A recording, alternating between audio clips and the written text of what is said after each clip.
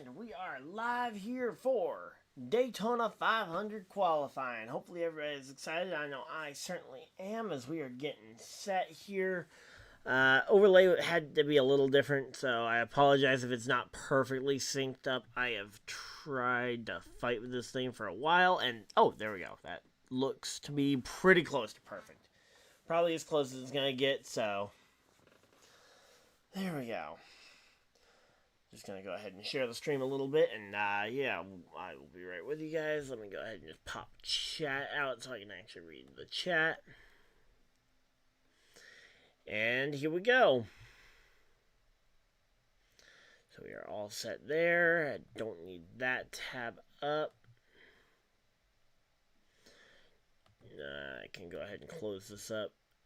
Save that.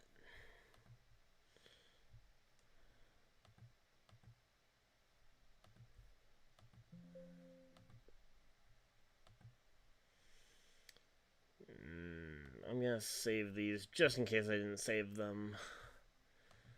Gotta love when I don't remember if I've saved stuff. Alright, this one I am sure I've saved, so I'm not going to bother saving that. And that one I will save. There we go. Alright, and we are ready to go. Alright, welcome everybody. So, as you guys can see, the top 10 over there on the leaderboard, I believe that is the order they are going to qualify in. So, Hocevar, Alfredo, Zane Smith, Priest, and Haley are the first batch that will go out to qualify. We got about 5 more minutes before they start qualifying. I got my brand new,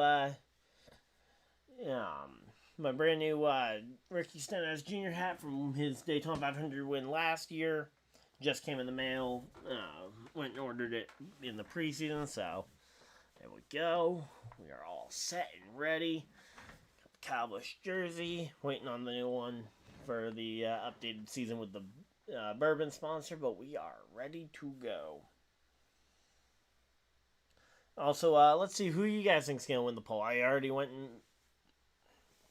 and made my picks over on the Lapdown podcast. If you guys haven't heard about it, it's a podcast through the Social Sports Pad over on YouTube, as well as all major Spotify and other podcasting platforms. So go ahead and go over there and give it a listen now once you get done here. But yeah, we've got a lot to go here.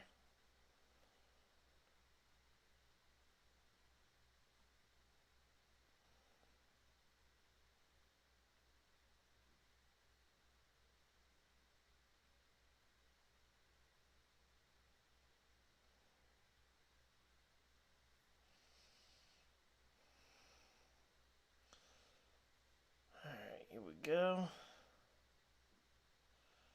Just gotta go ahead and shorten that up.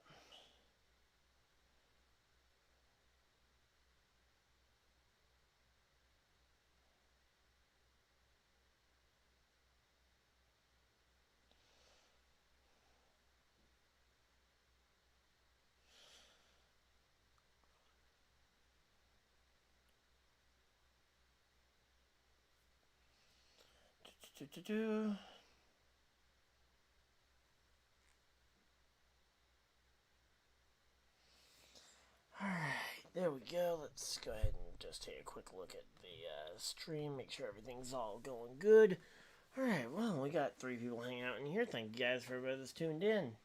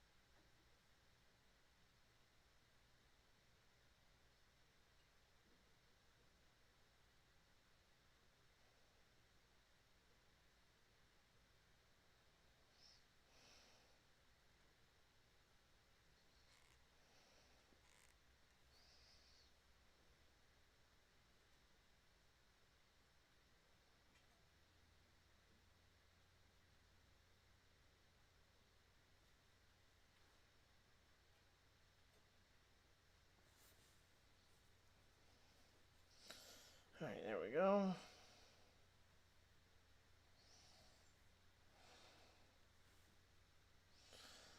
Alright, there we go. We're ready. And alright, hopefully everybody's having a good time. Let's see. So, they're just coming back from commercial break. They're talking about the 6 drivers not currently locked in. We got the 44 of J.J. Yaley. You got the 78 of B.J. McLeod. You got Jimmy Johnson in the 84. David Reagan in the 60. You got Alfredo in the 62. And then you've got Kaz Gralla driving that number 36 car. So, that's the other one that we haven't actually talked as much about, and I didn't actually talk about in the in the interim before this stream. So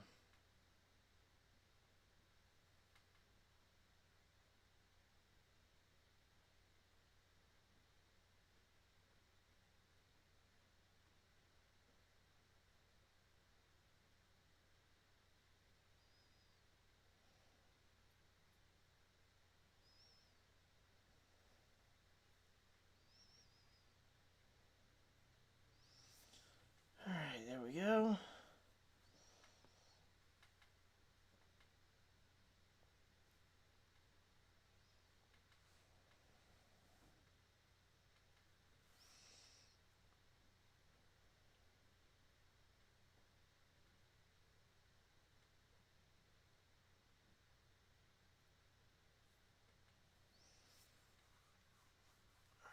Here we go.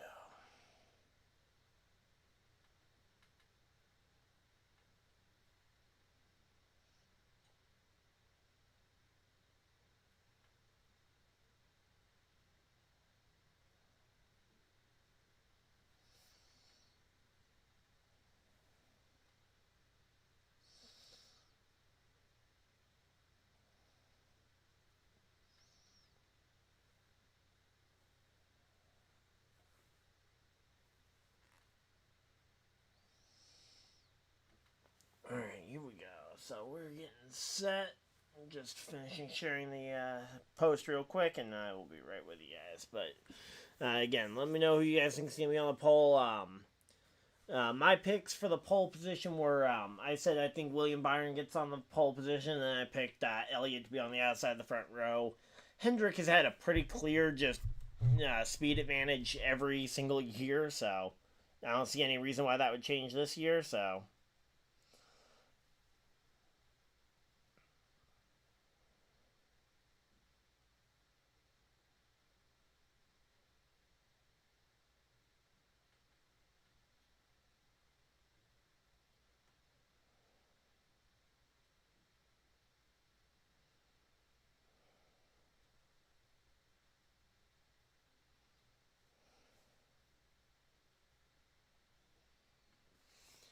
Alright, there we go. That's all shared, and we are ready to go.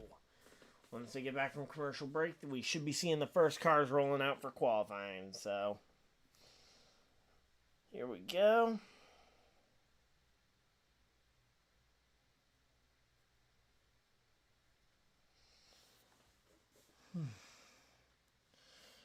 Alright, we got 6-7 people in here. Thank you guys for everybody that's tuned in. Of course, remember to like and subscribe if you guys are new so you guys don't miss any future videos or live streams. We'll be covering the entire Daytona Speed Week. We got duels tomorrow night. We got Fantasy Friday coming out on Friday, along with the truck race. Debating on whether or not I want to do qualifying for the truck race or not. You guys can maybe help me decide on whether or not I'm doing that, but I'm leaning towards probably going to do qualifying for trucks and Xfinity. So, there we go. So, go ahead and do that.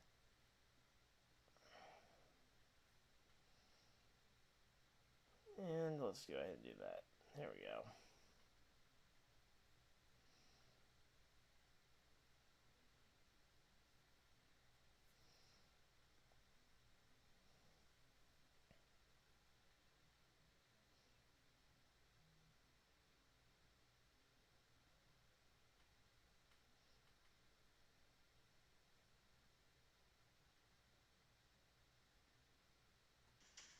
Yep. There we go. Alright. And they're just coming back from commercial break, so we should be seeing our first drivers taking the field right now. Alright, here we go, here we go. Hopefully you guys are excited. I know I am. So they're talking about Josh Berry taking over the number 4 car. Eric Almirola also leaving, and Noah Gragson taking over, so they're showing all the changes over at Stewart Haas Racing. Then you got the brand new Mustang as well, which is going to be a change there. Okay, so they're just showing all the new moves, because you got Zane Smith now driving that number 71 for Spire as opposed to driving the number 38 truck. A lot of changes. There is a lot of changes this year. I mean, Haley went to Rick Ware, so his spot got moved by, got separated out there. So Hemrick took that one, and there's just a lot of changes going on around this league. It's definitely one of the most active league changes I've seen and been a part of to any extent, even though I'm not really part of the NASCAR community, aside from watching the races and covering them here on YouTube. Then you got Jimmy Johnson. I believe he's doing 11 races this year. I mean, that is just a lot of races. But, yep, it's a long time here. We got a long way to go here, and we're getting ready for qualifying. Hopefully you guys are as excited as I am.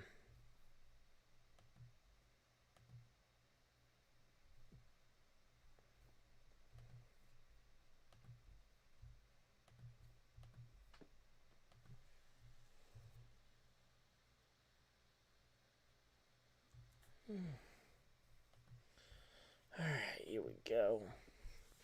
Oh yeah, there was one more place I wanted to share the stream. Just remembered.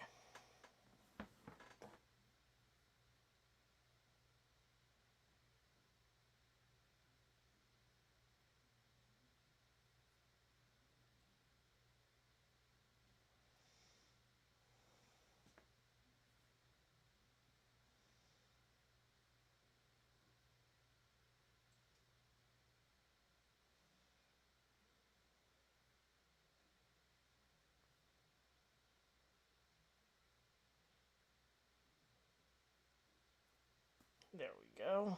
Got that done, and we are ready for... Alright, Elliott's still not in his car, but he's got his fire suit on, and he's standing by Chastain's car for some reason, so... Alright, here we go. Time to see whether or not the tradition holds of the Hendrick cars being absolutely decimating in qualifying. Typically that is the case. The Hendrick Motorsports cars tend to just absolutely dominate the entire field at qualifying speed, so here we go. You got Joey Logano, the 2015 Daytona 500 winner.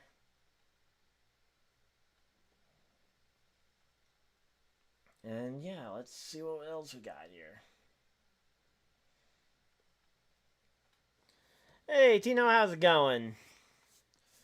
And say we're just waiting for them to actually climb into their cars. They're talking with Joey Logano right now. And say, Tino, who's your pick for the pole position in the race?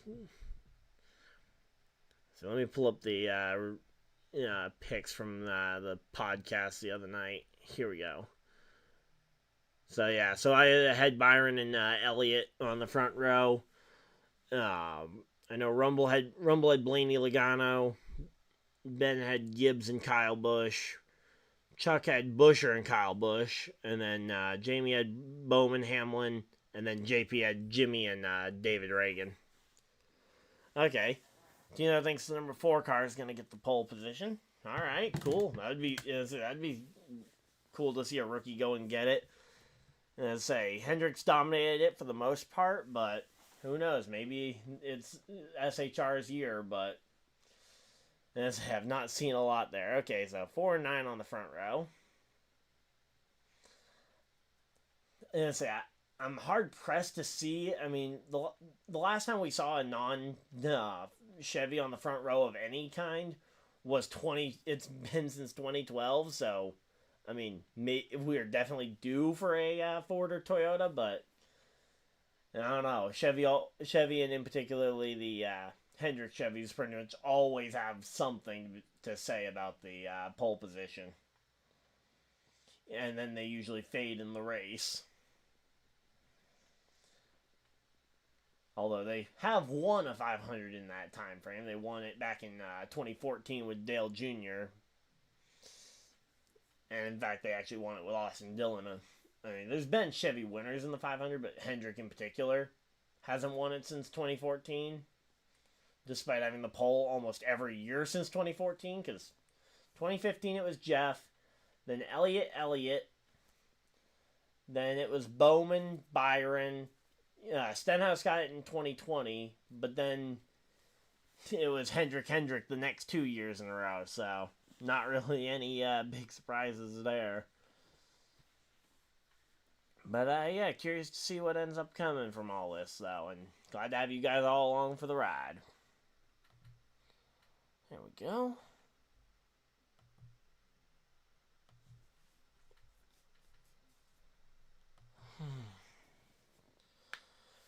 Alright, so they go to commercial break. I'm going to go run and use the bathroom real quick, and I will be right back, guys.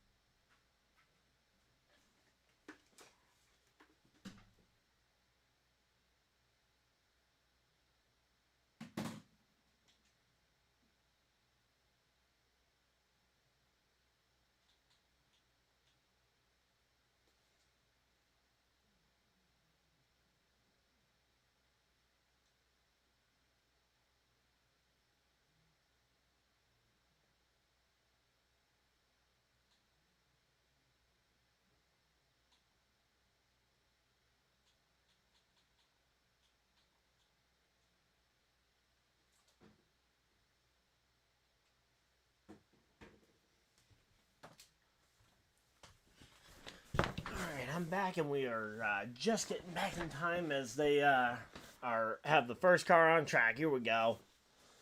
We got Carson Hocevar out there getting warmed up, and we are ready to go. Let's see. Oh, man. Was definitely pushing it on making it back on time, but I wanted to make sure I was back here to see this first car run. And here we go. So, Carson Hocevar, he's going to set the bar for everybody else to meet. It's going to be a 50.589 here for Carson Hocevar. Carson Hocevar sets a speed of 177 miles an hour average, almost a 178 on the speed. So, I'm going to say 50.58, so theoretically, a 58 is going to be the time to beat. We'll have to wait and see if we end up getting to the 49 second time bracket here. Anthony Alfredo, this is the first of the open cars, going to be trying to qualify in on speed. The top two of the open cars will lock into the race tonight. And then I have a video from last year. I linked it as the intro, and it'll be the intro for tomorrow's stream as well. So, but right now, Alfredo's trending to the good. He's looking like he's going to be about 2/10 faster as he is ahead of, what, I guess they're showing Pastrana's, why are they showing Pastrana's pace? Or is that just, because that's Pastrana's car from last year, I guess is what they're comparing it to the second fastest open car from last year. So, Alfredo's faster than last year's top open car here. And he's gonna be significantly faster than Hocevar, it looks like. Up by almost a half second here. And yeah, Alfredo's gonna set a big lap right there. Yep. 50.098 on the board for Alfredo as he makes the as he goes and pushes Hocevar down to second here.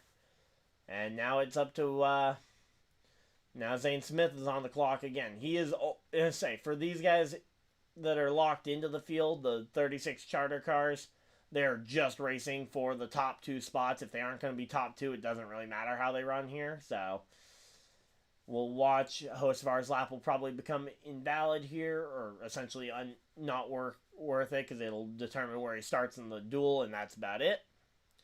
But yeah, we are here and ready. Let's see. So Zane Smith, he's trending a little bit slower than Hocevar did, so potentially that lack of experience there from Hocevar having run the last several races of the year in the 42 car here, potentially hurting his ability, at least against Alfredo, although granted he's trending to the good over Hocevar at least. So in terms of his battle with the teammate, he's looking good. It's going to be a battle for the it looks like it's going to be 3/10 back, so he's going to be somewhere right in between the two, it looks like, as he comes across the line, and it is going to be a 50.485 for Smith. So comes in second there, and technically they will the top 10 will get a chance to requalify at the end to run for the pole, but at this point I'm not anticipating most of. As I don't know where the first driver I think could be in contention for that pole award is, or in contention for that top 10, but I don't see one on the list right now, so I guess we'll have to wait and see. They're showing the highlight, obviously, from Ryan Preece's crazy flip at Daytona last time here. Glad he's okay, and he's now on track, and we've got Preece. He's getting his warm-up lap in, going to try and come to the line with a lot of speed here, and that is actually a really nice-looking Haas car with the Dark Horse Mustang body here. And let's see. Preece is definitely looking, he's carrying a little bit more, he's carrying about a mile an hour more speed into the corner here than Alfredo did on his warm-up lap. And I say, he has not started the clock yet, so the time is not ticking yet for him, but so far that 41 looks fast. And let's see, starts the lap, there we go. Oh no, that was the end of the lap. Okay, never mind, they just weren't showing the tracking. So Preece is currently the provisional pole sitter. But yeah, I didn't realize that was the actual lap here. Okay, here we go. Haley's gonna be on it now. So Justin Haley, number 51 here. He's driving the 51 car this year after opting to leave Colleague Racing for the brighter pastures, quote unquote, of Rick Ware Racing. Now they're talking with Ryan Blaney while Haley's out there qualifying. We'll have to wait and see where he ends up qualifying down the stretch here, because, oh, nope, they're going to show him. Okay, I thought they were just not going to show any of his lap. So Haley is on the clock here. He's got to try and out-qualify Preece, I think.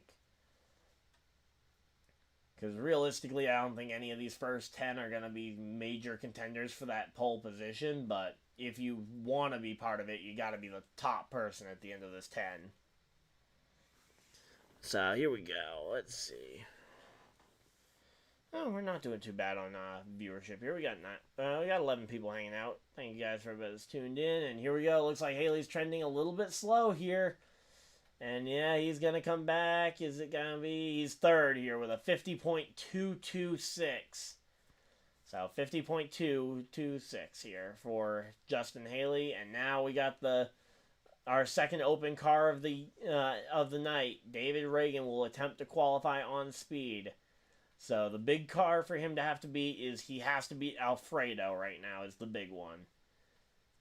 So he needs to beat Alfredo to put himself as the top open car so far. If he could go and beat Preece's time, that would be amazing. And let's see. He's tracking. Currently looks like he's on pace to end up third. And say he's not on track to be third by much, but he looks like he's on track to be third right now. So let's see. Can Reagan get there? He's right neck and neck with Alfredo's ghost car going down the straightaway, so he's close, but I don't think he's got the speed to try and make this one back. It looks like he's going to be about 2/10 too slow here. And Reagan will probably have to race on Thursday tomorrow to try and race his way in. And let's see, it's going to be David Reagan comes home third with a 50.200 on that one. 50.20 on the board there. That's definitely a concerning bit to see. I am that close to missing out here. And here we go. We got Allmendinger going on pace here. Let's see. Where's Allmendinger going to qualify? He is... Alright, he's showing currently second place right now. Oh, tracking. So he's tracking somewhere around second or third place based on his current pace. But, I mean, that top of the board is so tightly compacted that the battle between him and Priest could be close. Looks like it's going to be significant, though. It looks like Priest is going to hold on for the top spot here after 7. Let's see. AJ Allmendinger, he's a Cup veteran. He's been in the Cup Series for a while now, and right now it looks like it's going to be Priest versus Allmendinger, and it's going to be, Allmendinger's slipping back further. He's going to be second, but it's going to be by a significant margin there. So, yep, there. Oh, no, he ends up third. He drops to third here with a 50.01, with a score of 50.101. That is unfortunate for Allmendinger. Misses out on beating out Alfredo for an extra spot up on the grid in the heat in the Daytona duels tomorrow night. Now they got BJ McLeod out there in the jet black car. The no sponsor logos in sight there. Kind of looks like a test car. All right. Say McLeod needs to out-qualify Reagan here, or he'll have to be racing for a way in tomorrow. Because there's 6 cars not locked in. You got to be in the top 2 tonight to lock in on speed. Otherwise, you'll have to race your way in. And right now, Alfredo and Reagan are it. And McLeod is way off the pace. He's going to be last by a significant margin here. And let's see what's going to happen here for BJ McLeod. Let's see. Coming across the line, and he's going to be almost a full second off the pole.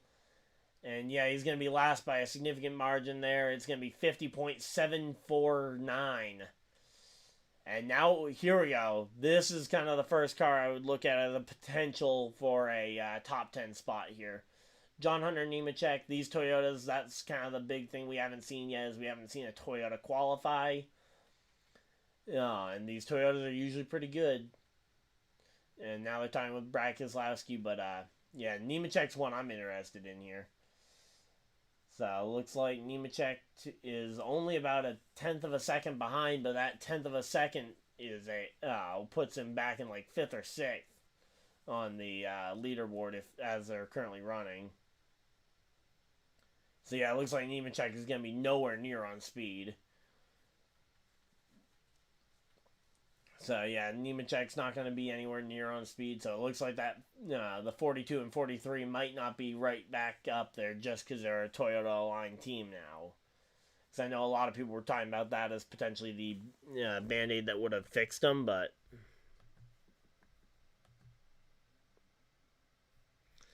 here we go. Let's see. And coming across the line, it's going to be... Oh, wow. Yeah, John Hunter Nemechek comes home 8th after that qualifying effort and comes home with a slow 8th, too. Riley Herbst in the monster car here getting ready to go and qualify here. He's got his first ever Xfinity win happening at Las Vegas last year in the fall as we were coming down to the end of the season. And now he's on track here to try and qualify for the Daytona 500. Well, to try and qualify on the pole for the 500 because he's locked. He's one of the locked-in cars. But here we go. Let's see. He's battling it out with Priest, and I think he's actually got a nose out ahead. He might have a shot at the pole here, or at least the provisional pole. Let's see. Is Herbst going to be the one to set that grid? Let's see. I think Riley Herbst is going to get it here. And yeah, it looks like it. Oh, but no. Priest is starting to claw back into it. Let's see. And it is going to be... Oh, it's going to be so close. Priest and Herbst right on top of each other. The ghost car is basically fusing into one as they come across the line. 0.006 of a difference. And that is going to put Herbst to the top of the board after 10. So the first 10 cars have run, and we've got ourselves a Ford, Chevy, Ford, Chevy, Toyota, the top 9, with a Chevy at the back of the field.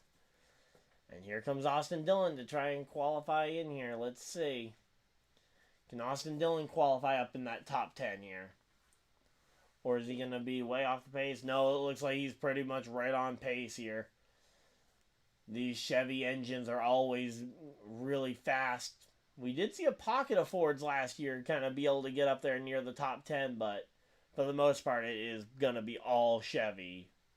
And yeah, there is no question Austin Dillon is significantly faster than Herbst right now. Looks like he's going to be clear by maybe a tenth or two over him here as he comes around the corner. Let's see, it's going to be 1.3, 1.4, 1.5 above, and we got Yaley, Hemrick, and Gregson are the next 3 up to qualify as Austin Dillon comes through and gets a 1.85 it looked like difference over there. No, sorry, 0.2 of a second over him. So Dillon goes and puts down a lap time of a 49.6 or 0.745 there.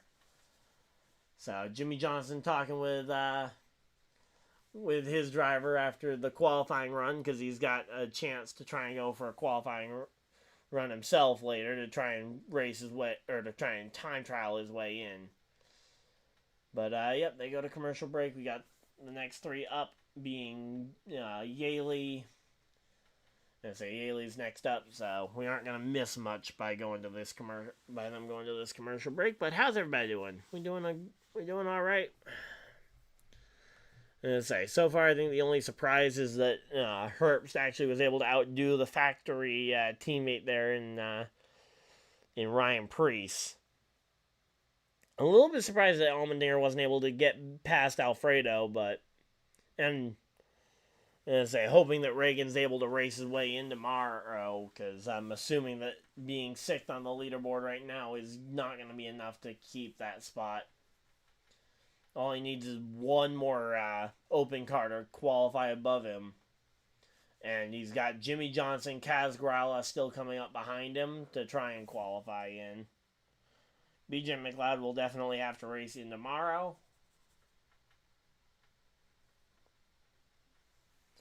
And here we go. Let's see. So, yep, we got 2 races tomorrow, and then we got Trucks, Xfinity, ARCA, and Cup coming up over the rest of the weekend. So, should be a fun time. Again, hopefully you guys are as excited as I am for all this. And I put out my beginner's guide to the NASCAR Cup Series, so if any of you guys are new to the world of NASCAR, and I would love to go and broadcast the league again. It's just about making sure that wanted to make sure that no worries. I'm terrible at spelling too, so I just kind of read right over that, but over the typo. But yeah, I would love to go and broadcast for the Thomas Cup Series again. It's just about making sure that the field's has enough drivers before I make that move back up to where it's not going to just drop right back down to like 5-6 people a race. Because that was kind of the problem for a while there, was that there was just not enough people to keep the races interesting. And every extra car you can get on track is makes it better. And, oh, we're coming back from commercial break. Hey, CTT fan, how's it going? Alright, so there we go. We got, they should be getting ready for Yaley's run here. Yep, there's Jimmy Johnson. He's getting his helmet on, so his run must be coming up here soon as well. But, yep, here comes Biffle. Or, not Biffle, sorry. J.J. Yaley in the 44 this time around. The car that is Biffle was originally supposed to drive this car, supposedly, but contract issues. I'm watching it over on Fox Sports 1. I'm using Fubu to watch it, but yep. That's the channel it's on. It's on FS1. I wish they would put it on Network Fox for make qualifying for the 500 feel special again, but yeah, no, everything pretty much is on FS1 except for the 500 tomorrow. Not tomorrow, but the 500 on Sunday. Again, barring weather, because there's more weather in the area. But yeah, this run from Yaley is not looking great, and it looks like he's going to qualify pretty much last here. And so yeah, this feels a lot like the money team car from last year when Connor Daly managed to sneak in driving the number 55 car. Yep. Yeah, I know. That's the annoying thing with putting it on cable TV is that not everybody has a way to watch it. Because a lot of people are trying to cut cable to cut expenses. So yeah, I've watched through Fubu. I've watched through Sling before. Just kind of depends on what packages you got. But yeah, Yaley comes home 12th. So he will have to race his way in tomorrow in the duel. So McLeod and Yaley, we know for sure will have to race their way in tomorrow. They are not fast enough to time trial their way in and lock into the field tonight. So now they're tying outside of Josh Berry's car. And oh, there's Berry. I thought he was already in the car getting ready to go out there and run. But, yep.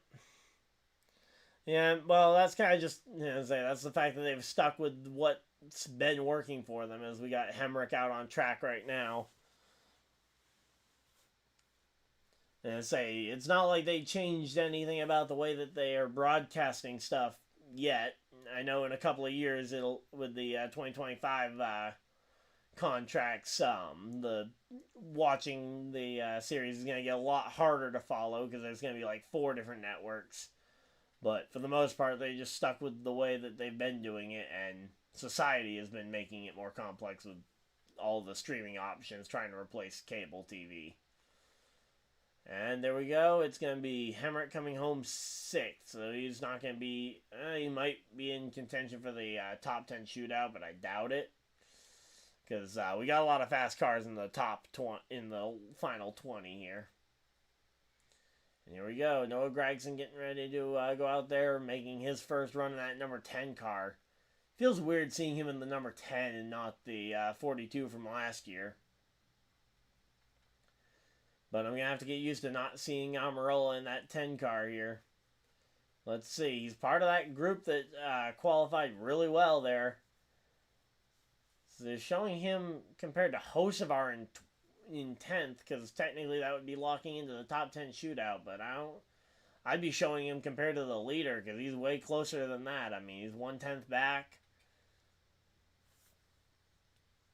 He's actually, he looks very fast here. He's going to end up qualifying somewhere in that top 5. Just don't know where he's going to land. Looks like might be 4th here. Behind out, he might bump Alfredo down a little bit here. To see. And he's losing time coming to the line, and it's going to be close. Is he going to be 4th? Is he going to be 5th? 4th, 5th, 4th, 5th. It's going to be 4th for Noah Gragson as he comes across the line with a 49.979. 49.979 for Gragson, and yeah, it's looking like you're going to need a 49 something to get into that top 10 shootout. And here we go, Corey LaJoie with the Chili's on board here. And say you got so many QR codes, but ain't no way anyone's gonna be able to scan them while you're going by on the racetrack. So those are pretty much just for people on pit road. And currently LaJoie, he's tracking ahead of his two teammates here. He's tracking ahead of both Zane Smith and Hocevar, and I would honestly hope that Corey LaJoie can beat out his two rookie teammates in the exact same equipment, but it's one of those things where it feels like we don't really know what a driver's capable of because the equipment is so much of a factor as well here. But it looks like LaJoie is going to come across. He's only barely going to get 10th, it looks like, so he's not going to be able to bump anyone else further down, and he's going to put himself right on that bubble. And yep, there we go. LaJoie takes 10th, bumps Smith out of the top 10 shootout, but he is going to be the next driver to get bumped, probably. So here we go. Let's see. Briscoe coming through. He's 20. Wow, he's already 29 years old. I feel like he feels a lot younger than that because he's only been in the Cup Series for about this is going to be his third year in the Cup Series, I believe. But here we go. Briscoe, he's going to be right on pace with the rest of those Stewart-Haas Fords there. Second, third, fourth here. And let's see, where is he going to end up qualifying here? 0.08, 0.09, looks like 1/10 of a second. So, it really is a lot about that warm-up lap and not as much about the actual lap that you're running for the time, which is weird to think about. But here we go. Let's see. So Briscoe is going to go ahead and go, it looks like 2/10 slower, and he is dropping down the leaderboard quite a significant amount here. He's only going to bump, it looks like, Alfredo down here as he finishes with a time. Oh no, he actually bumps Gregson. There we go. With a 49.966 there, as opposed to Gregson's lap, which was about a hundredth of a mile an hour slower. And it's like not very big margins we're playing with tonight, but there we go. Briscoe into fourth here. Theoretically, if they were to end qualifying right now, we'd be able to go and run for the pole, but we got a long way to go here.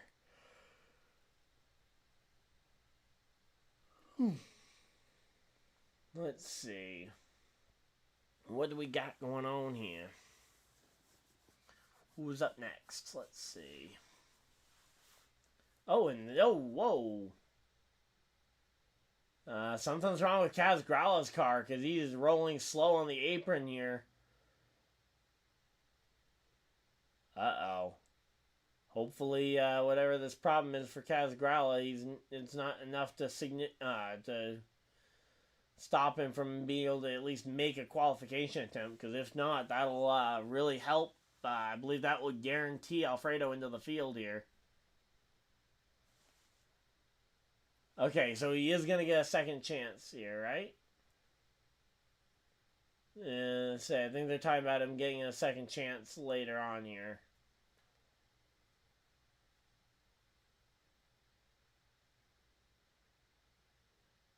Yep, Alfredo is in. Alfredo is locked in. That is going to count as his qualification attempt. So Anthony Alfredo locks himself into the Daytona 500. He is going to race on Sunday. Let's go. Anthony Alfredo locks in. That is amazing. Glad to see it for him, but yeah, it looks like whatever happened to the 36, it's going to stop him from making a run, and he's going to have to qualify in tomorrow. Good thing is that the Fords are really good in race trim, so theoretically, he should be able to at least compete for that spot, assuming that whatever issue plagued him tonight doesn't plague him again tomorrow. But yeah, I'm just curious to know what the problem was.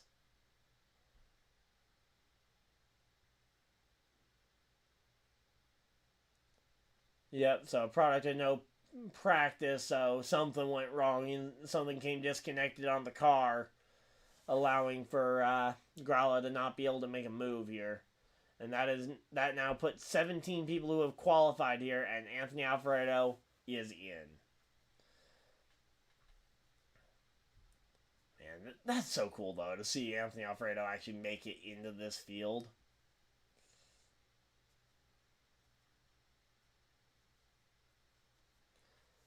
And I've been a big fan of his as he was coming up through the ranks with David Gilliland Racing, and then as he moved his way up into Cup with Front Row Racing, and then as he went back down to Xfinity, I think he's full-time Xfinity right now with BJ McLeod Motorsports, if I'm not mistaken.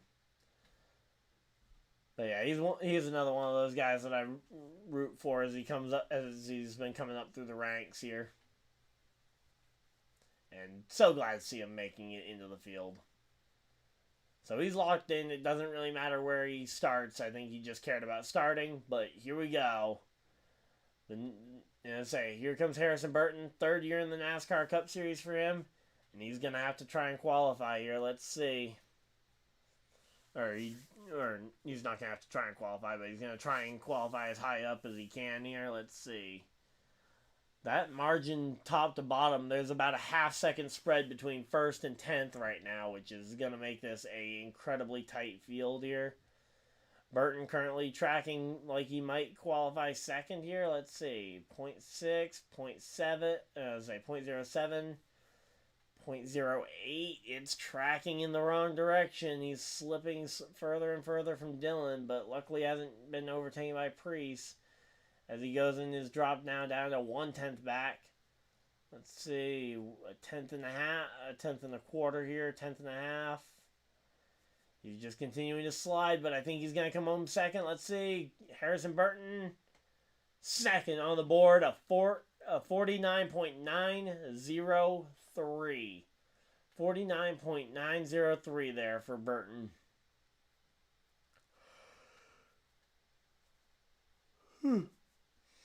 So there we go. Now we got Todd Gilliland out here driving the number 38 car, going to try and qualify. Hopefully he doesn't have any similar problem to what happened to the 36 car earlier, his teammate. So David Reagan, he is the... so it's going to be either Reagan or Jimmy Johnson getting ready to qualify their way in for sure today. Right now, though, Gilliland looks like he's on track to bounce Reagan from the top 10 shootout, which I don't think Reagan cares if he's a part of as long as he's in the race. But, yeah, right now, though, Todd Gilliland, he's going to be, looks like he's tracking for third, about a 10th back, 10th and a half, 10th and a quarter, 10th and a half, let's see. Dropping back, and is he going to be third? It looks like third across the line. And yep, he ends up third here with a 49.906. So only 1/1000th of a second slower than Burton. So Todd Gilliland putting together a pretty good run. Now here we go. Here's Austin Cindric, one of the biggest question marks of last year. Went through a horrendous sophomore slump last year. Wasn't able to qualify well at all, and man, these Mustangs are looking really nice on the field. When I saw the first few of them, I wasn't sure how I would feel about them. Now that I've seen them, they look really cool. They kind of give me an old school kind of Dodge Charger vibe, if I'm being completely honest, looking at that front end. Kind of looks like an old Dodge Charger, or maybe even a Challenger look. I'm trying to remember the exact car that I'm trying to think of, but...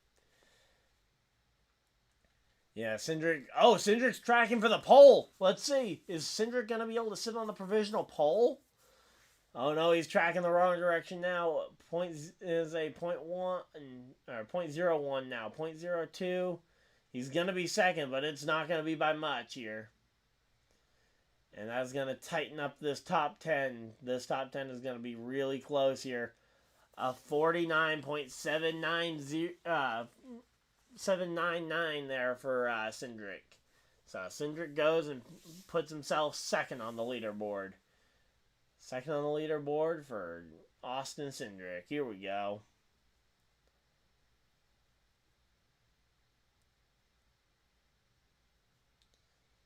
Let's see what we got going on here. The last of the open. Oh, yeah, here we go. Here comes Jimmy Johnson out to go and run for his lap. So, Jimmy Johnson getting ready to go and try and qualify for his potentially final Daytona 500 here. He's his first one driving for Toyota, that's for sure. But, yeah, they're getting ready. He's got his warm-up lap here.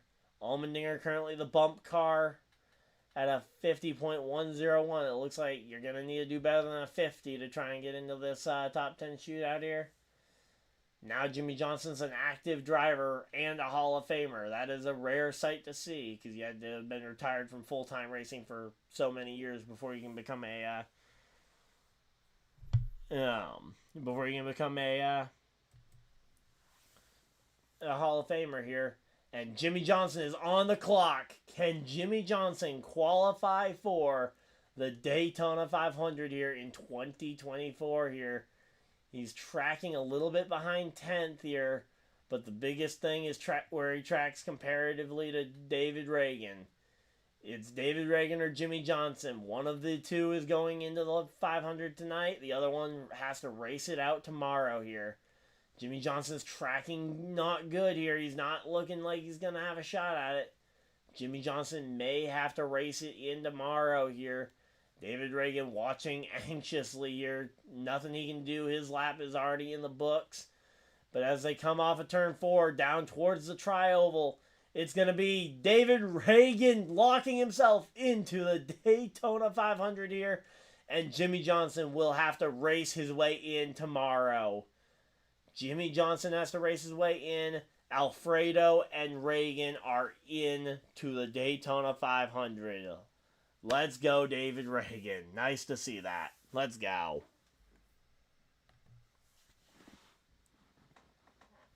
All right, there we go. So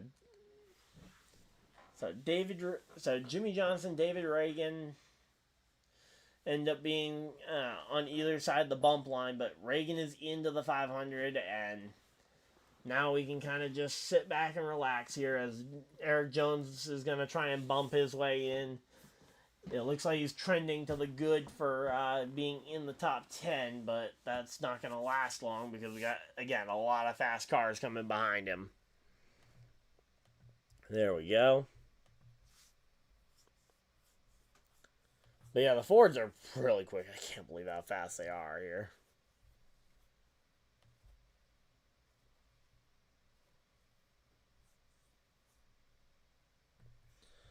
Alright, let me pull up another leaderboard so I can see kind of the up next here. But Jones is gonna... No, Jones falls out. Oh, Jones had an exact tie with Allmendinger on lap speed there. They both come home with a 50.101. So if that ended up being the cut line, that would be disheartening for him for sure.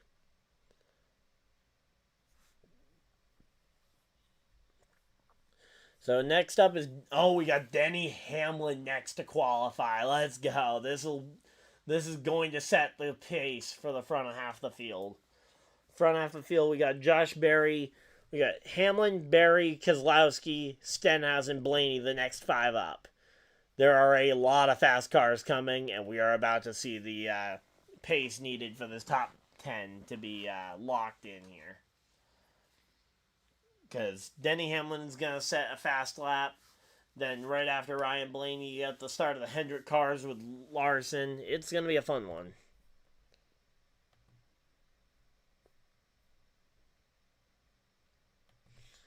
Alright, here we go.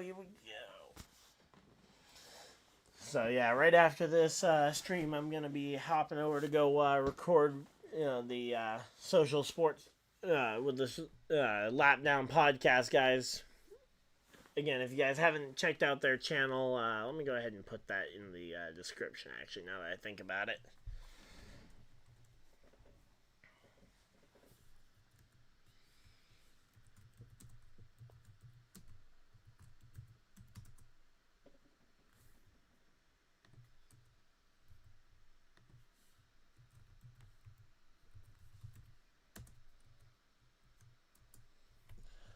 Alright, Alright, so yeah, they're at commercial break right now, so don't worry, you're not missing anything if you're just joining in. We are currently about halfway through the qualifications here for Daytona 500 qualifying. Alright, let's see.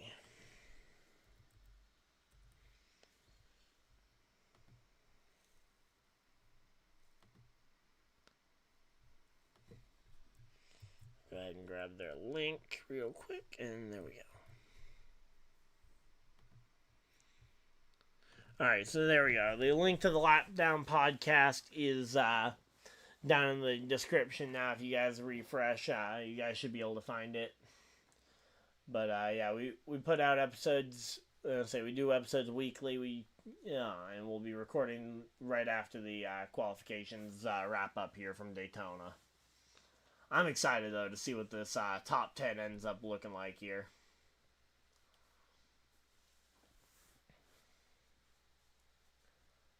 Alright, here we go. I don't think we've seen the top end of speed so far. Again, Hamlin, Berry, Keselowski, Stenhouse, and Blaney upcoming. Then we got Larson, Logano, and Byron after that, which will really help set the speed expectations. Bubba will be the last driver to go out for qualifying. Suarez, McDowell. Oh, McDowell's going to be one of the last 5 to go. Let's go. Not often I get to see McDowell qualify that late, but hey, you know what? It means I get to know whether he's in or out at the end of his lap. Alright, here we go. So Denny Hamlin rolling out to go start his warm-up lap here. Let's see. Again, this is going to set one of the fastest times here. Denny Hamlin, he's a former front row starter for the Daytona 500. I don't think he's actually sat on a pole for the 500 yet, but he's been fast, and he certainly could be fast here again tonight. And regardless, he'll be a threat on race day. That is for sure. Yeah, so Denny Hamlin's won 3 of the last 8 500s here. And he's also eligible to win the Clash on the 500 in the same year for the second time. So here we go. Let's see. Here we go. Denny Hamlin has started his lap. And he's trending. Oh, is he only trending to the good on the bubble? That is really concerning if Denny Hamlin can't bump his way in. Yeah, he's trending to the bad on the cut line just to make it into the top 10. I thought Denny Hamlin was going to be much faster than that. I guess maybe he's tuning everything for speed, but I don't know. That is not a very good sign there if you're a Denny Hamlin fan for the race on Sunday. I mean, I know qualifying's not everything, but I was kind of expecting he was going to be the next one to kind of set the pace. And he sets the pace behind Allmendinger, and he's going to be in like 12th or 13th here, depending on where he comes across the line. As he comes off turn 4, and here we go. Start-finish line. It's going to be 16th on the board. So he finishes 16th there, man. Yeah, Denny just could not get any kind of speed going there. I don't know if it was just a bad warm-up lap or what. I mean, Toyota does traditionally not show a ton of speed in qualifying, but Denny Hamlin usually is the one Toyota that is the exception. So, yep, Josh Berry, he finished second in Richmond last year driving the number 9 car. So, let's see. He's trending to the good on the bubble, but once again, just not showing a lot of speed here. He might get a chance to run again, but because at this point, I think we're starting to look at some of these guys at the top, like Dillon and Cindric, and thinking maybe they are safe. I mean, again, I think the Hendrick Chevys will probably redefine what we're thinking of when we're thinking speed, but we'll have to wait and see on this one. And here we go, Berry versus Allmendinger. It's looking all right, but let's see. Going to be to the good, and is it going to be good enough? It's going to be good enough. No, it isn't. Berry misses out by 1/1000th of a second. Josh Berry goes and puts up a 50.102 to Allmendinger and Jones's 101. Barry comes home 12th there. Now we got Brad Keselowski. Keselowski out here to go and qualify. Where's Keselowski going to qualify? Let's see. So he's looking okay on the bubble, but again, he's just not showing a ton of speed here. And that is concerning because the other Fords have been showing some bit more speed here. So let's see. He is trending to at least get into that top 10 to make another run at it, but it's going to be a really tough one here. Let's see. And what's it going to be here? So he's rounding turn 4, and he's not looking good. It's looking like he's going to miss out as well. And he's going to miss out by more than Barry did. So that is a real surprise there to see, Brad Keselowski struggling like that. And Keselowski comes home 14th. He's better than David Reagan was, but that's not a major tell there. Here we go. Last year's race winner is on track. Let's go. Ricky Stenhouse Jr. qualifying for the Daytona 500. He is on track, and let's see. Where is he going to end up qualifying here? The defending champion of the race. Is he going to qualify inside the top 10? He is a former pole sitter of the race. Back in 2021 in this car, he went and qualified on the pole position. One of the only poles in recent memory that wasn't a Hendrick driver. And it looks like he's going to be trending to the bad, so it looks like he's going to be somewhere around Keselowski. Right now he's trending a little bit better than Keselowski, but it's not going to be by much here. Oh yeah, now he's trending right about exactly where Keselowski was. So he's going to be about 14, 15, 16, something like that. And let's see. And he loses more speed as he rounds turn 4 here. Let's see. I'm not feeling too optimistic about this one for Stenhouse. He's going to have to race for a starting spot for sure on Sunday or on Thursday. And yeah, there we go. He's trying to get the air off the spoiler, and he comes home 17th for Stenhouse. That is disappointing. I mean, he won the Daytona 500 last year, so it's not like it's a major disappointment, but you always want to still qualify well here. And here we go, Blaney, the defending NASCAR champion. He's got to at least outdo Cindric. That, I think, should be the goal, is to at least outdo your teammates. Because if he can't beat Cindric and Burton, then we got a problem here. Alright, here we go. Let's see.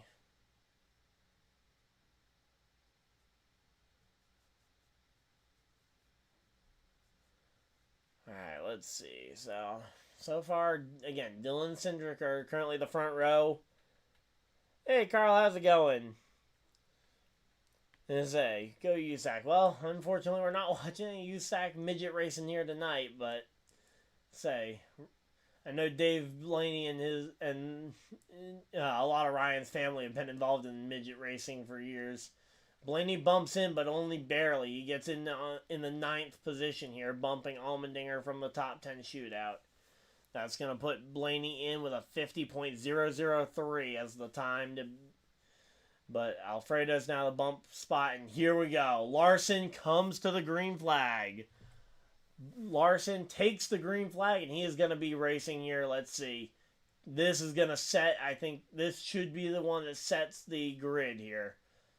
We've seen them qualify on the pole position so many times. Usually a lockout of the front row, sometimes even a lockout of the top 4.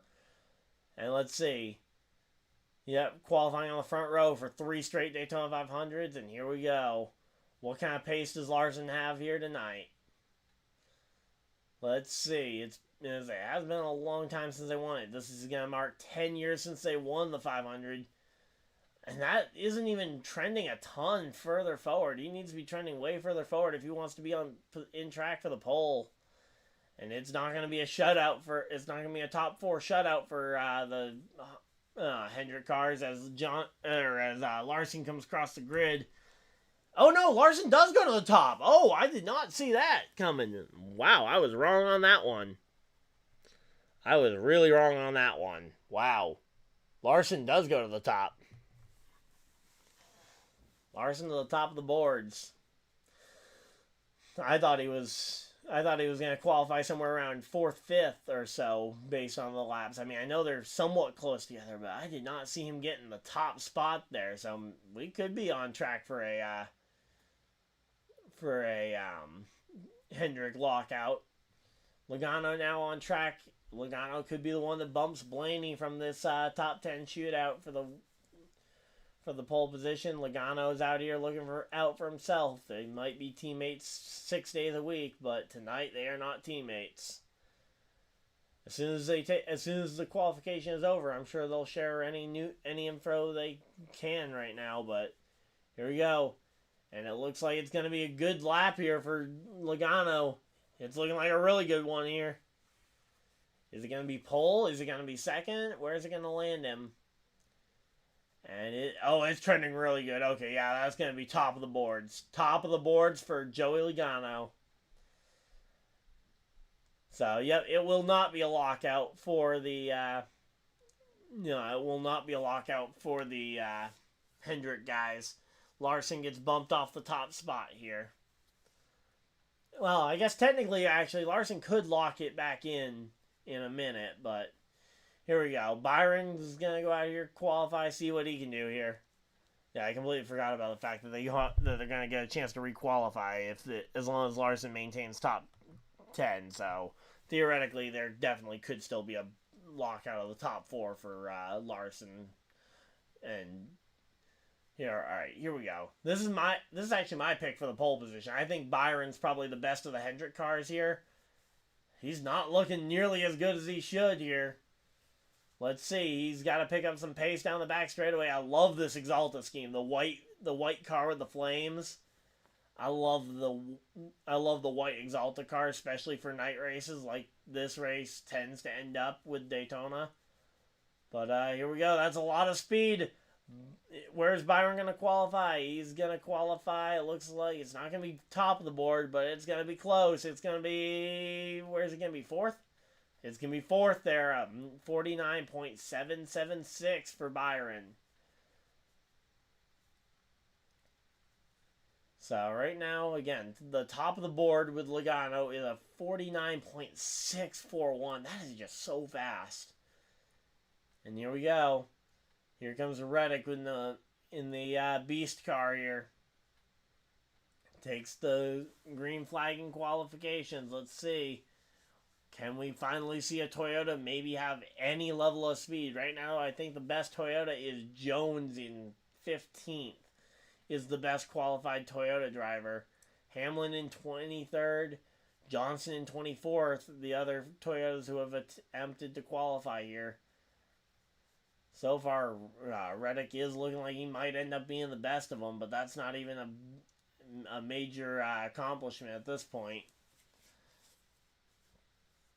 So here we go, rounding the turns, and let's see. He's holding a good line. The problem is that a lot of it is all about momentum with this racing, and especially in qualifying. If you mess up, your timed lap is very much dependent on your warm-up lap. And he comes across the line and qualifies somewhere. Where is he going to qualify? Oh, was that just his warm-up lap? Oh, no. Okay, here's Bell. Bell's on the leaderboard. Where did he qualify? He didn't qualify top 20, so he's in the back half of the field somewhere. Where did he qualify? Let's see. He just went out to qualify. Where is he? Oh, Reddick qualifies 25th. Okay, 25th for Reddick. So he is going to race for a starting spot in the 500 tomorrow.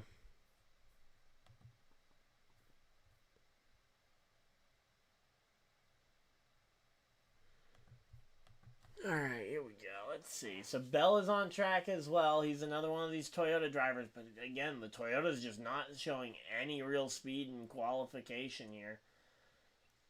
And let's see.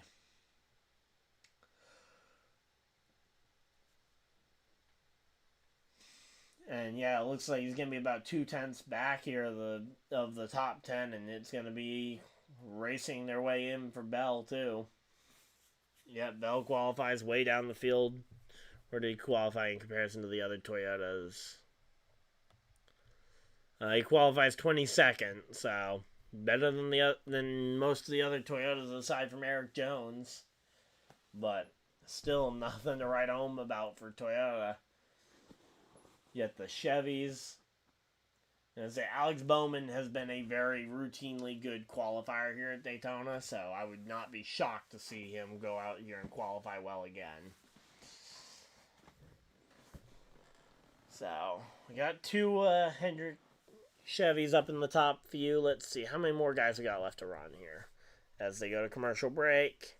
Let's see, 1, 2, 3, 4, 5, 6, 7, 8, 9, 10. So we got 10 more. So with every run, they're gonna lock in one of the guys from this top list.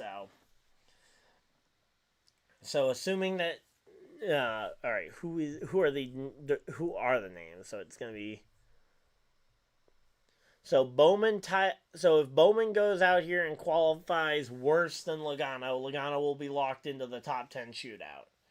If Bowman can go out there and set the new fastest lap, then Bowman will lock in and Logano will still be at risk. But all Logano needs is one of these final 10 to run slower than him to lock himself in.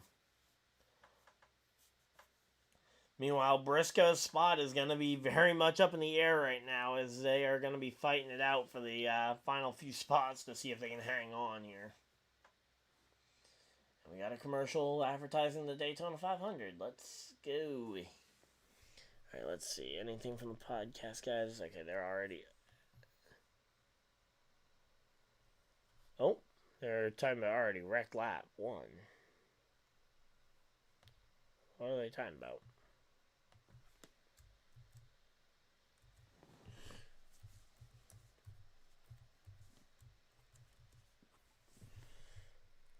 I think the only driver who hasn't completed their lap was Gralla, but that was a while ago for them to just now be sending that. Okay.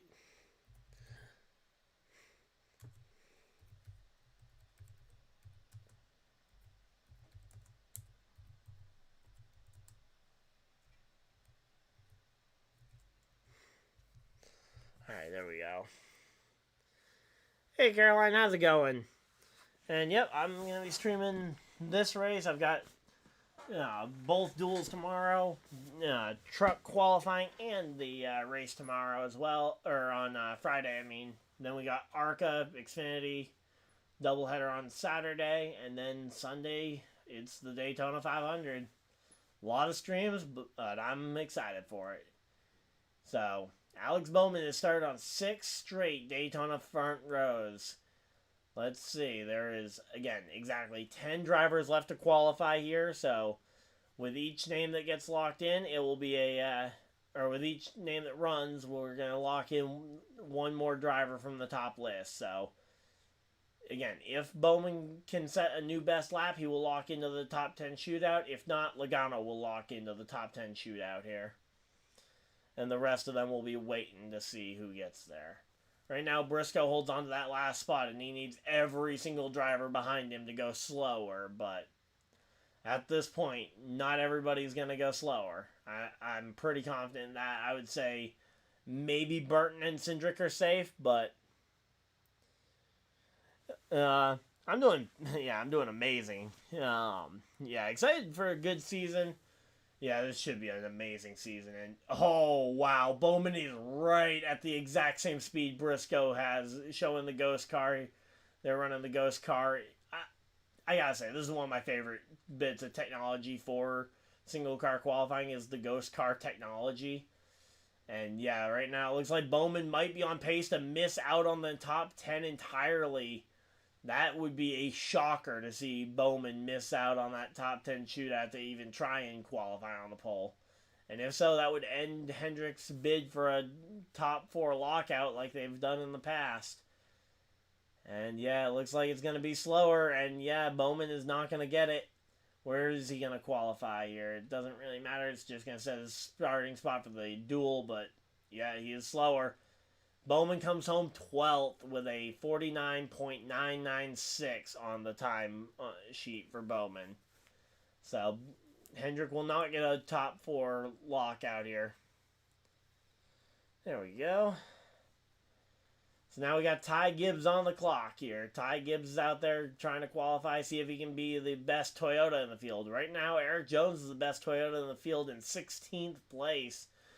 Denny Hamlin, Christopher Bell both went out there, qualified subpar. Tyler Reddick, who in my video the other day I said was a top 10 driver in the Cup Series. Based on qualifying today, he did not look like it, but qualifying at the 500 is very different from the race most of the time. Hendrick has qualified for 1 million pole positions, yet they haven't won the race in 10 years. So, once again, Ty Gibbs not even close to looking like he's going to be in the bubble. So, it's going to be Logano and Larson are going to be locked in after this run, it looks like. So, Logano gets to run again. Larson will likely get to run again here. Then it's about Dillon, Byron, Cindric, the rest of them as to who the other ones locking in are going to be.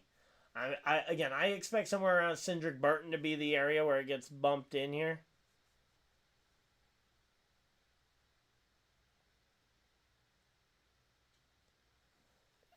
I think changing the layout mid-weekend is just something that NASCAR doesn't want to have to try and work around. I think that's the biggest thing, because otherwise, yeah, I would say at the very least the Xfinity cars should be running the Indy Road course when the Brickyard 400 is happening. I think the Xfinity cars run that car well. And here we go. Here we go. They've got the... Here we go. Here comes Kyle Busch. Is he going to be able to put that Chevy up in the top 10? It looks like it's looking likely here. Let's go. But honestly, I don't mind all 4 series getting to do a pack race on the big Daytona Oval to start the season. Again, I think Indy would be the place if you were going to run a split weekend, some cars on the road course, some on the short track. Or not on the short track, but some on the big oval and some on the road course.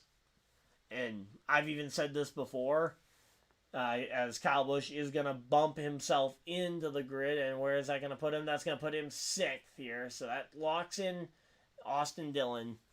But yeah, for the Brickyard 400, I've said for a while now, the truck should run IRP that week. So the truck should be at IRP that week. Xfinity should be on the road course, and then the Cup cars can run the big oval. And man, I love this 2024 paint scheme for Chase Elliott. Elliott's gonna try and bump his way in. Yeah, Kentucky off the Speedway, or Kentucky Speedway off the track, off the list. Yeah. I kind of wish that they had gone and eliminated some of the double dates that say, not specifically hating on any of these tracks except for Texas, but that they should have started by eliminating the second race at Texas, Vegas, some of the other date tracks that get 2 dates a year over getting rid of, say, Kentucky or Chicagoland or some of the other ones that only had 1 race a year to begin with, as it looks like Elliott will bump his way into the top 10, and he is going to be 5th, so he bumps his way in. I believe that locks in Byron, so I think top 4 are locked in, the rest are to be determined here. And let's see how many more drivers we got. So Elliott just bumped his way in. So we got Chastain, Buescher, Truex, McDowell, Suarez, and Bubba Wallace left. So only 6 names left to qualify. So, yep, the top 4 are locked in. And Chastain now is right on the edge of qualifying into the top 10 or not. He is trending right around there. It's going to be close. I think odds are he gets it, but it's going to be close. And yep, there we go. The run down the back straightaway. He's looking a lot more confident now. So it looks like that Busch Light car for the number 1 car will make the top 10 shootout. Top 10 shootout, at least as of right now, but it is not by a lot, so he could very well still get bumped. That'll lock in Elliott, I believe. So here we go. Let's see. He's starting to pull away a little bit more. He might actually bump his way up to like 7th, maybe 8th, depending on where he ends up landing. 8th place for Chastain as he comes across the line, and that locks in Chase Elliott to the top 10 shootout. And now let's see. Chris Buescher. I made the choice to put him in the top 10, mainly because of his prowess at Daytona, but also that win streak late in the year. So here we go. Let's see. The subtitles are abysmal there, but yeah, they just butchered Keselowski's name. But here we go. Let's see. Can the 17 go out here and qualify inside the top 10? And I say right now, Gilliland's still holding on to a top 10 starting spot. McDowell's going to be one of the last 3 to go. So we still got a ways to go before. I think McDowell will be up next after Buescher, if I'm not mistaken on the qualifying order here. No, we got Truex, then and then McDowell. So here we go. Let's see. Buescher's not looking like he's going to do it. He's going to have to race his way in. I don't think he's worried about that. He's got a fast car. He knows he can win the duel on. He can win the duel tomorrow and go and qualify 3rd.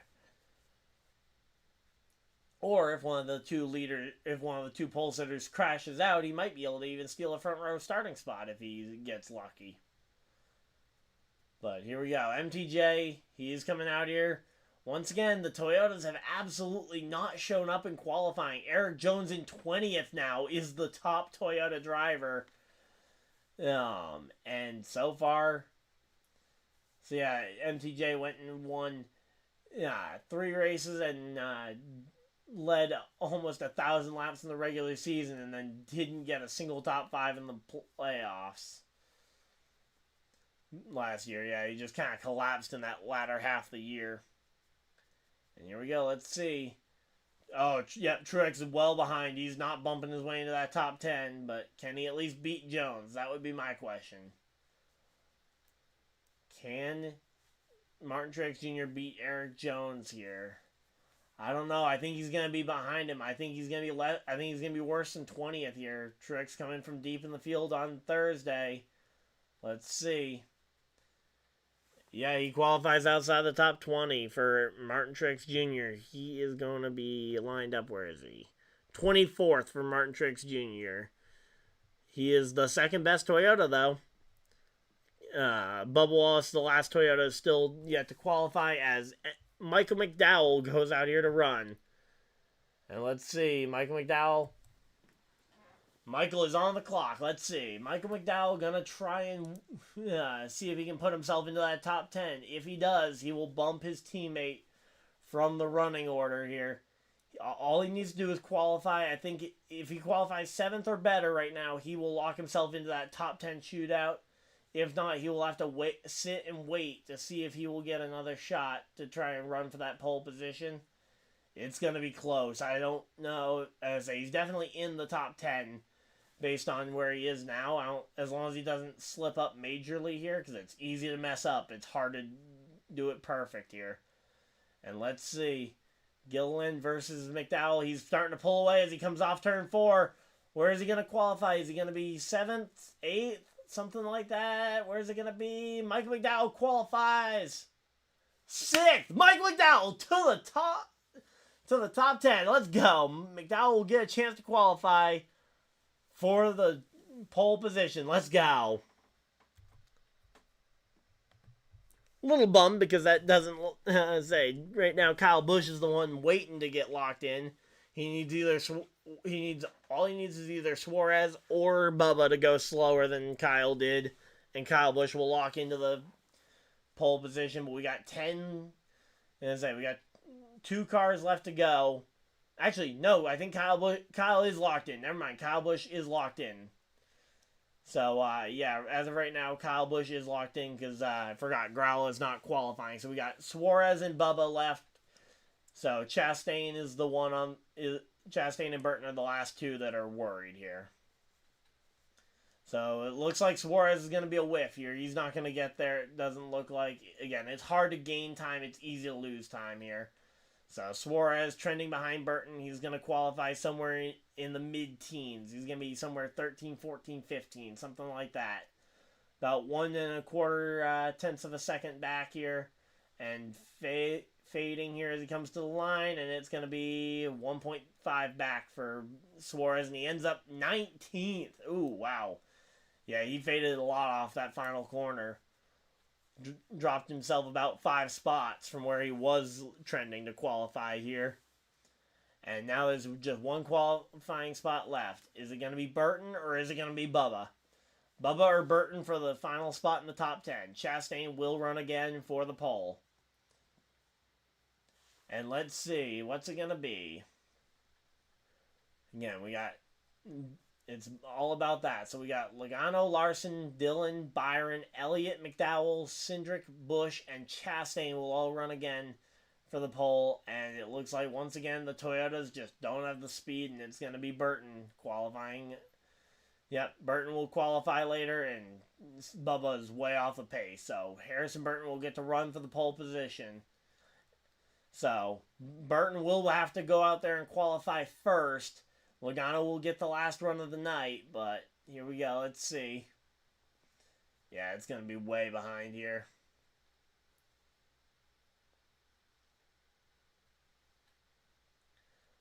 Yep, no real question here. It's going to be, yep, Bubba Wallace way further back, qualifies outside the top 20. No Toyotas qualified in the top 20 whatsoever.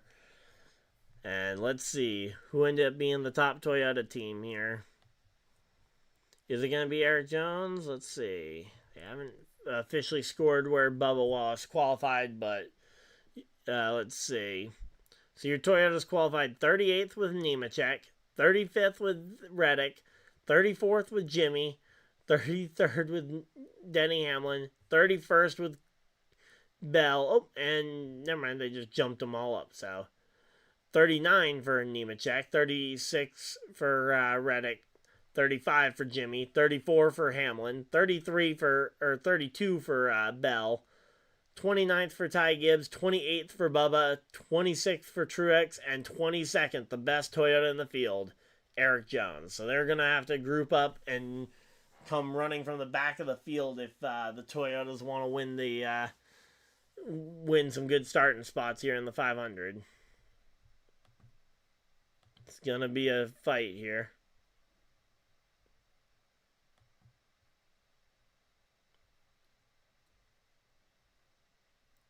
Alright, here we go. Let's see. So, we're ready for the top 10 shootout. Again, we got Joey, we got Kyle Larson, Dillon. Man, there's just a lot of drivers getting ready. And I say, there's still hope. And I say, there's still 3 shots to try and get a Hendrick lock out of the front row. They could still qualify 1, 2, 3 even, but they just don't have a shot at the complete skunking that we've seen in the past where they go 1, 2, 3, 4 and absolutely just decimate the field. And Logano technically topped the board in the first round. We'll have to wait and see if he can back that up in round 2 or if he potentially used up too much tire trying to qualify well.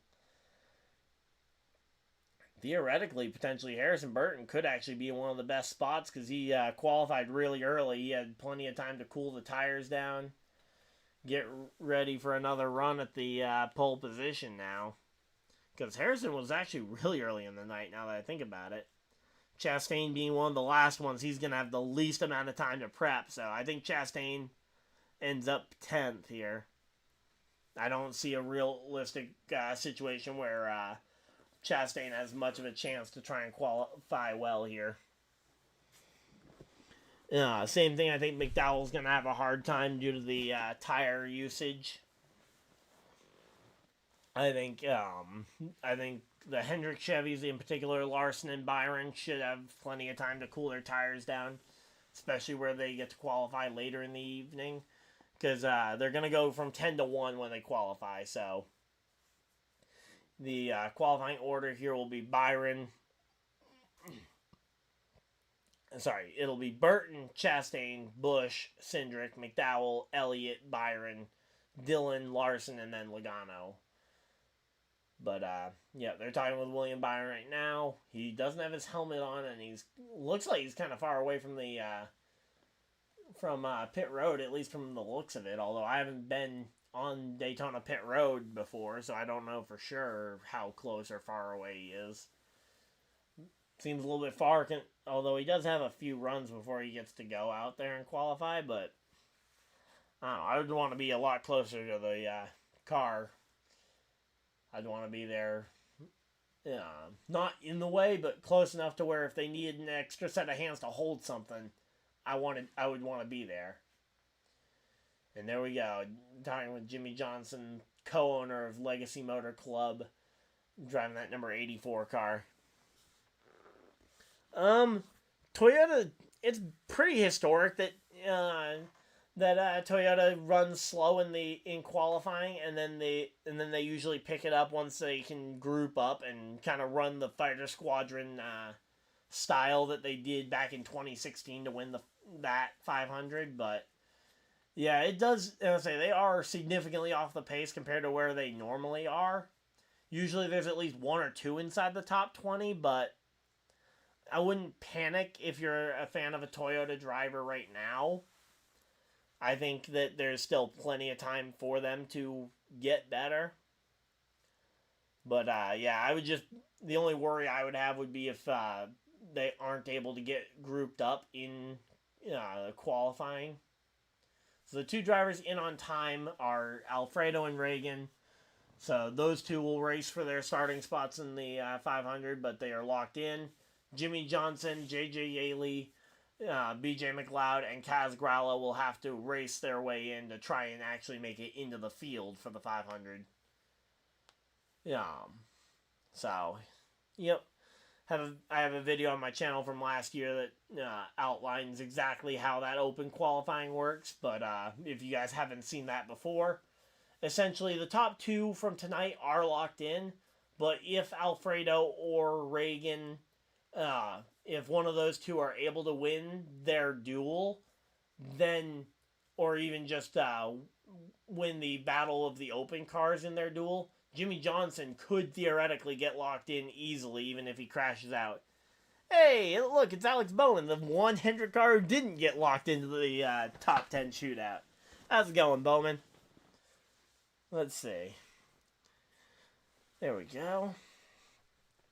Kind of bummed to see Stenhouse not be able to go and run for the top 10. I was kind of hoping to see him run for the pole position here tonight, but yeah, he ended up 31st. Where did Bowman qualify? Let's see. He wasn't bad. It was just not good enough to get the top 10. Yeah, 17th for Bowman, but only 0.3 of a second off of the pole position set by Joey Logano so far. Yeah, I kind of assumed it. Yeah, I kind of figured it was just a. Yeah, there's a Joey Logano that pops in here as well, and he'll be popping in during the race, and I know that Logano's not out here. That Logano's not out here texting and driving at these speeds, but yeah. Oh, yeah, I mean, I don't see any reason why Kyle Busch wouldn't be able to win a race this year. It's just a matter of when will he do it. But after last year, I'm hoping that he can maybe do it for the 500. Even though for my other two favorites, Stenhouse and McDowell, this is one of their best shots to make the playoffs. I would rather see Kyle Busch get the win and see them have to try and qualify into the playoffs through either points, because I think at least McDowell has shown the speed to potentially qualify into the playoffs on points. Not to mention there are other races they could win other than just the 500. But yeah. I don't think it'll take Kyle Busch too long to qualify into the playoffs, though? Let's see. I mean, he could win Vegas, theoretically, although I know it's not one of his best tracks. Let's see. Schedule. I mean, Atlanta being a super speedway doesn't really help him a ton. Although the fact that he's with Chevy makes it a lot easier to imagine that. Bristol being on the concrete in the spring, that could be a big help for him to go and win. He's pretty good at Richmond. He's won Richmond, especially in the night conditions, which we have 2 of in the regular season this year. I'm not worried about Kyle Busch missing out on the playoffs whatsoever. Nor am I worried about him going winless this year. Alright, here we go. They are ready to go out there and qualify once again here.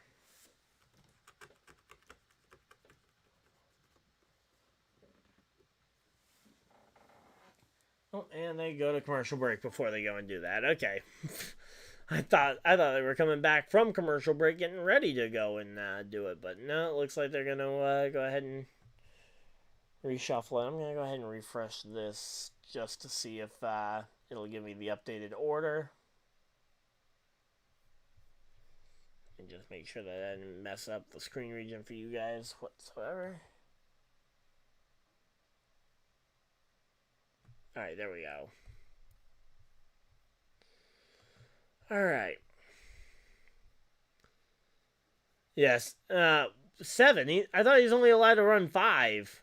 I'm pretty sure he's only allowed to run 5 truck races. He's allowed to run 7 Xfinity races, but I'm pretty certain rules state that the truck series only allows veteran drivers to run 5 races, I thought. Maybe I'm wrong, but I'm pretty sure Kyle's only allowed to run 5 truck races.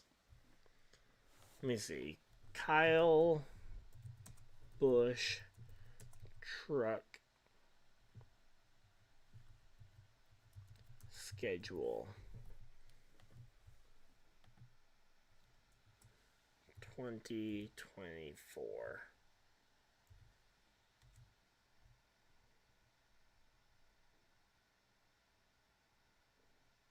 Alright, this is from 8 days ago. Let's see if this says if this tells us what it is here. So Busch will be driving the number 7 truck.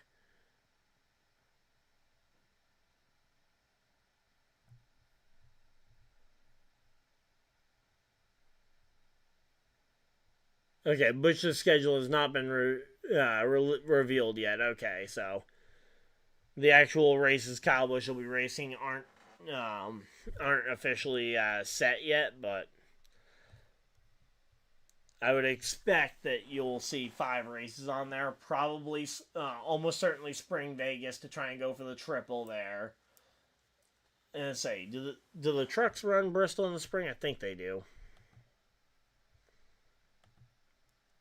Yeah, trucks run Spring Bristol, so I would say you'd expect to see him run Spring Bristol there.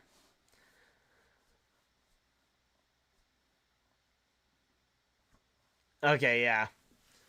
Yeah, the 7, I think, is the rule for Xfinity. They can run 7 Xfinity races, and then... Oh, is he running the trucks at Daytona? I didn't realize that. Okay. And so they're showing a replay of Bowman's lap right now. I did not realize... I gotta see this.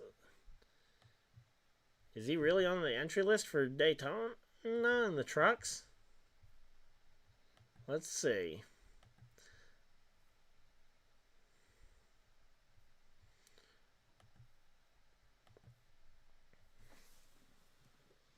I gotta see this one, because I was not informed about that.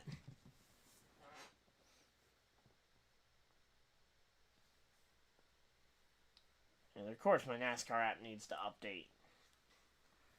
And here we go. Here goes Burton. Burton's getting ready to qualify for the 500. Let's see where he's going to end up qualifying here. So, Burton is out there running. Let's see. Where's it going to be? Because he doesn't typically run any of the other races in Daytona. And say, I don't think he's run any of the lesser races at Daytona after the crash in 2015. I don't think he's raced Xfinity or trucks at Daytona. Usually he picks the more skill-based racetracks like, again, Vegas, Bristol, Richmond sometimes, or if it's a new track, so like Circuit of the Americas, he's raced the trucks there. So I would say Vegas, Circuit of the Americas, Bristol would be 3 I would expect, as Burton goes and puts up a 49.9 for his time here.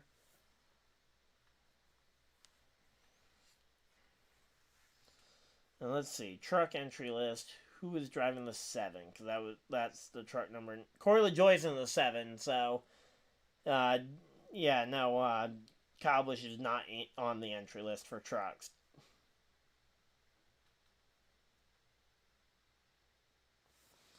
And here we go. Chastain is on track. Let's see. Where is he going to qualify? It's going to be...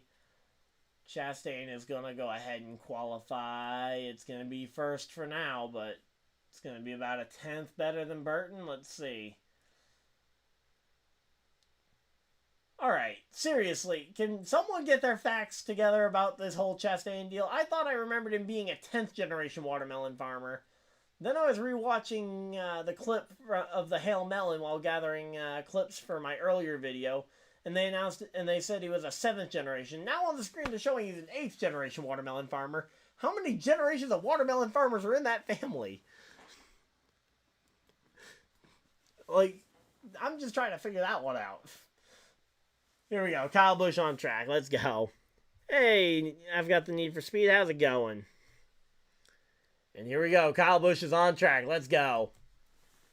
And Kyle Busch is going to try and qualify for the Daytona 500. Can he go and sit on that pole position for the first time? And I don't even remember if he's ever sat on the pole position for the 500. But here we go. Let's see. He's got a good run going into it. Nice, good warm-up lap led into this one. And let's see. He's trending to the good, but not by a ton here. Let's see. Where is he going to qualify? Down the back straightaway he goes. Inching ahead of that ghost car of Chastain. It's not going to be by a ton, but that number 8 Chevy Camaro is going to be a fast one here tonight. And let's see. It's going to be first for now, but will it be able to hold up as Kyle Busch comes across the line? What's the time going to be here? Hey, Patrick, how's it going? And Kyle Busch is going to qualify at a 49.725 here to set the current fastest lap in Daytona. Let's see if that time is going to stand.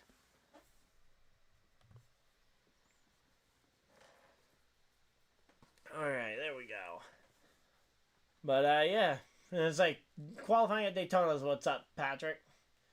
So we got the 2 car here for Cindric. Let's see. And the 2 car looks to be about on pace with Kyle Busch. Can Kyle Busch's time hold up, or is Cindric just faster here? Cindric's inching further and further ahead.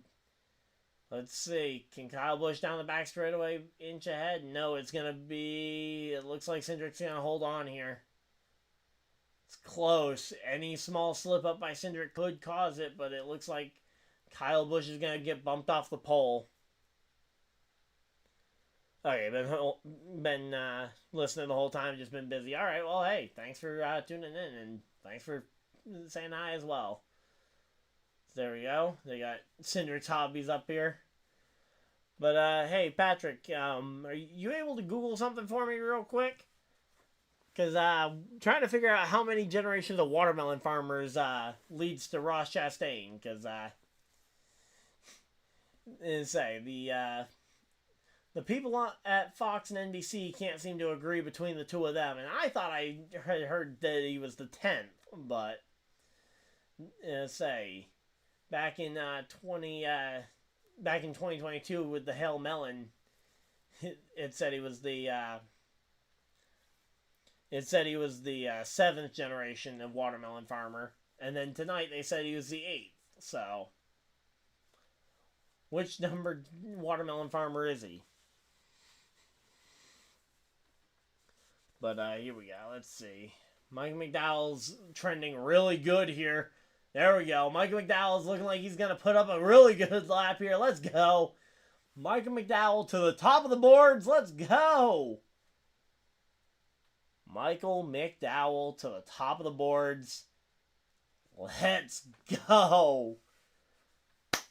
McDowell qualifies to the top of the board here. And let's see who's next. This is going to be Elliott up next. Let's see. Can the Hendrick power... And I say Hendrick's got a shot at the top 3, but they need Elliott to come out swinging here. So let's see. Doesn't look overly fast on the eyeball test, but he's right on. Okay, he's right on pace with McDowell's lap. Maybe a little bit behind, and it's, as we've said, it's hard to gain time, easy to lose it, and it looks like Elliott will not be the pole sitter for the Daytona 500. Michael McDowell might have a shot at actually sitting on the pole. Are you kidding me? Could Michael McDowell really sit on the pole position for the 500? Let's go. Okay, I literally went back and grabbed the clip earlier today for my other video, and they definitely said back in 2022 that he was the 7th generation of watermelon farmer. And yeah, there we go. Elliott comes up 3rd with a time of 49.675 there for Elliott. And now, here we go. William Byron coming up to start his lap. Let's see. William Byron, he's my Daytona 500 pole position pick. I had Elliott on the outside the front row, but he just went and slotted himself in 3rd, and Byron's not looking great either for the pole position. Michael McDowell might actually have a shot at hanging on for the pole position here, and let's see what's it gonna be here. And say, oh, Byron is way off the speed comparatively. I know it's only like a matter of 100th of a second or so, but yeah, Byron has slid further back, and Michael McDowell is going to be in position for the 500 pole position. Let's go. Let's go. Michael McDowell could have a shot at this pole position. I'm excited. I gotta say, I absolutely adore single car qualifying compared to group qualifying because of you get to home in on these single point narratives there, as Byron and Elliott do qualify back to back, only about 100th or 1,000th of a second between them, but Michael McDowell might have a shot at this one. Now here we go. Austin Dillon is on the clock as he starts his lap, and let's see.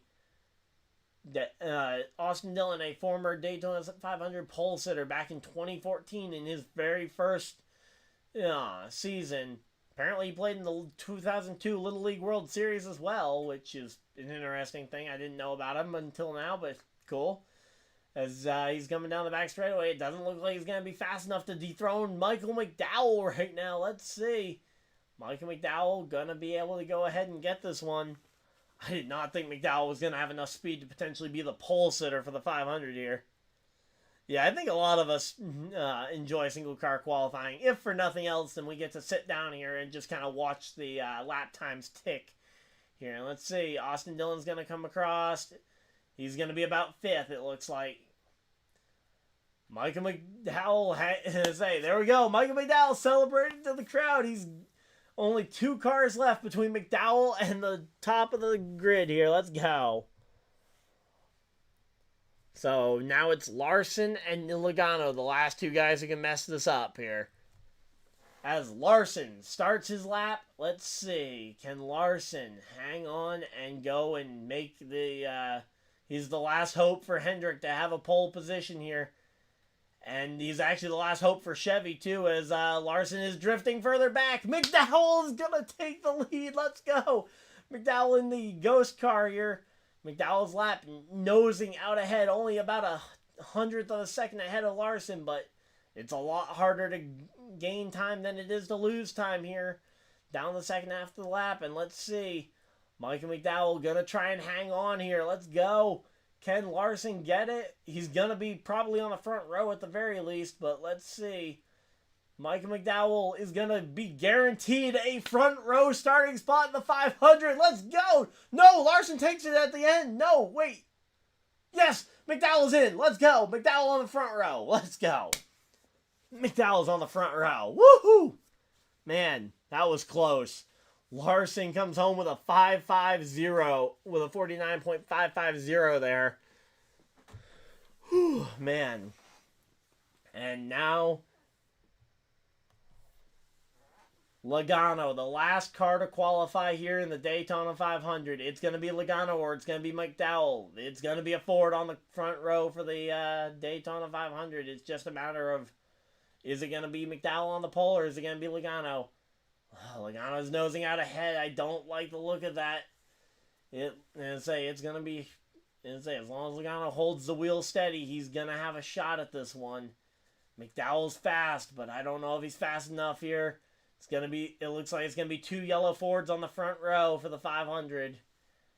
And it is going to be Micah McDowell is going to be on the outside of the front row as Logano comes off turn 4. And yeah, there's no doubt here. Yep, Logano to the top of the board, and Logano will be your 2024 Daytona 500 pole sitter. Micah McDowell shares the front row with him.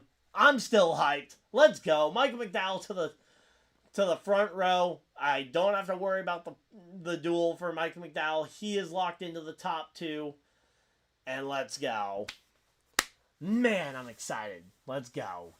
So Logano and Michael McDowell are locked into the top 2 spots.